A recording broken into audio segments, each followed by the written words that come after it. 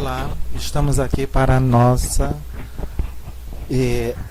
novo encontro de Língua Portuguesa 2. Tá?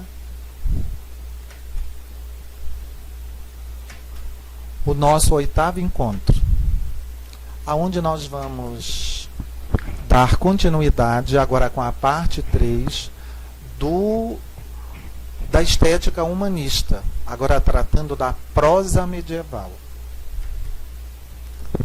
E nós temos aí na imagem um dado curioso. Nós temos um clérigo, uma pessoa pertencente à classe religiosa, que teria a função de compilar, né, de registrar de forma escrita, né, os documentos na época. Documentos de natureza política, mas também poderia ser uma cena cotidiana de um compilador, né, ou seja, essa pessoa que tinha a função de catalogar, né, a produção literária da época, originando os cancioneiros de que nós tratamos no nosso encontro anterior. Tá?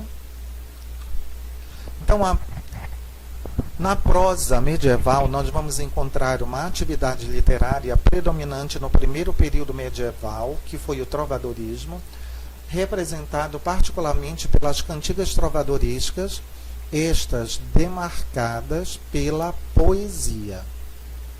Durante o período do trovadorismo, as principais manifestações literárias, produto de uma língua ainda predominantemente oral, foram denominadas de cantigas, ou seja, textos poéticos produzidos em verso, cuja finalidade primeira era facilitar a memorização. Daí a preferência do texto estruturado em verso e não do texto estruturado em prosa, como o texto do apontamento que eu estou lendo e comentando e explicando para vocês. Porque o texto que é produzido em verso, devido a ele apresentar na sua estrutura uma semelhança sonora entre uma palavra e outra, e essa semelhança sonora e rítmica nós chamamos de rima, isso favorece a memorização. Eram acompanhados de instrumentos musicais classificados em cantigas de amor, cantigas de amigo, cantigas de escárnio e cantigas de maldizer. Do outro lado, nós vamos encontrar prosa medieval, que foi desenvolvida durante a Idade Média na Europa entre os séculos X e séculos XV. Ou seja, já no final da Idade Média, início da Idade Moderna. No entanto, a prosa também teve destaque no período do trovadorismo e do humanismo, as quais permaneceram até o período do Renascimento. Lembre-se que a prosa, diferente da poesia, é o tipo de texto corrido, constituído de frases e não de versos. Denominou-se também um ciclo de histórias, em geral de cavalaria, que dominaram o período medieval, isto é, da Idade Média. Os primeiros registros da prosa medieval remetem ao final do século III, sendo que alguns tinham um perfil religioso, outros um perfil histórico e genealógico, e ainda alguns deles apresentaram-se como narrativas.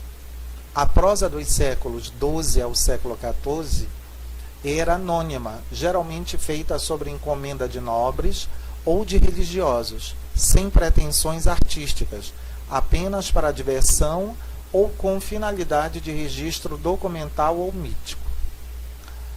Aí elas apresentam personagens que são heróis, como nobres e donzelas, né? Nós vamos ter aí as principais características. Uma mistura de temas religiosos e profanos, históricos e mitológicos, personagens que são heróis, nobres e donzelas, marcas do contexto histórico do medievo, ou seja, do final da Idade Média, início da Idade Moderna. Nós vamos ter um registro documental e objetivo moralizante, ou seja, na sua grande maioria, os textos da prosa medieval se pretendiam a institucionalizar as regras de comportamento vigentes na época. Né? A maneira da pessoa se relacionar, a maneira da pessoa pensar, tudo isso com uma forte influência da ideologia da Igreja Católica. Não esqueçam disso. Inclusão de temas místicos e sobrenaturais e ideais cavaleirescos. E nós vamos ter as divisões da prosa medieval. A prosa medieval pode ser subdividida em categorias específicas a saber. A primeira delas nós temos é denominada de cronicões. Cronicões porque vem de crônica. Né? E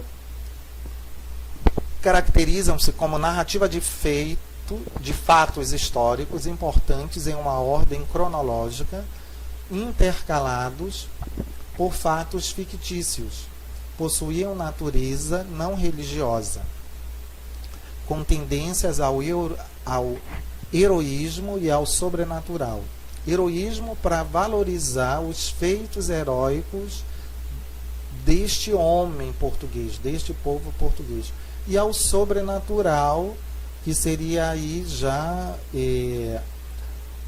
uma certa fuga da influência do pensamento religioso. As mais significativas produções de caráter histórico cabem ao Mosteiro de Santa Cruz de Coimbra, que vocês estão vendo uma imagem aí ao lado.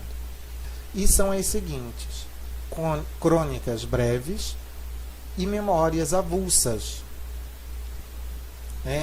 Aquilo que é avulso é aquilo que não tem uma sequência cronológica, né? Não tem uma rígida sequência, uma organização, sequenciamento rígido. Crônica breve do Arquivo Nacional, crônica da conquista do Algarve, crônica da fundação do Mosteiro de São Vicente de Lisboa. Bom, aqui o que vocês têm que registrar é que nesses cronicões nós vamos ter um retrato do cotidiano do povo português. Tá? Porque a crônica ela tem como função literária o registro desse cotidiano. E nós vamos ter um outro exemplo de prosa medieval, denominada de nobiliários ou livros de linhagem. E nós temos aí um exemplo de vários nobiliários, e nesses nobiliários nós temos aí esses emblemas que são chamados de brasões, que tem na sua parte inferior, vocês podem notar, sobrenomes. Então, isso daí é bem interessante de vocês pesquisarem para ver se o sobrenome de vocês, ou pelo menos algum sobrenome de vocês, não tenha uma origem portuguesa, de Portugal, ou mesmo espanhola, ou quem sabe de um outro país aí da Europa. Bom, e diz assim, né, que os nobiliários eles se pretendiam registrar as linhas genealógicas, ou seja, toda a história daquela família, no caso aí da nobreza, porque eles foram muito bem direcionados para essa classe nobre, e a compilação dos nobiliários obedeceu a uma finalidade essencialmente prática: evitar casamentos consanguíneos, ou seja, irmão casar com irmão, mãe casar com filho, filho casar com tia, ou filha a casar com tio, e esclarecer os direitos relativos a patrimônios e heranças. Tá? e eram relatórios sobre a vida de um nobre e a linhagem genealógica de sua família.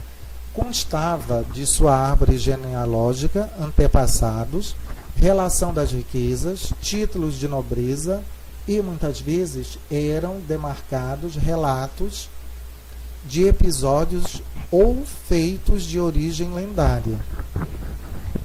Então, através desses nobiliários, já pegando um lado meio ficcional, também foi colocado de uma maneira a exaltar, a homenagear a história daquela família e não colocar episódios vergonhosos ou que viessem a denegrir a história daquela família.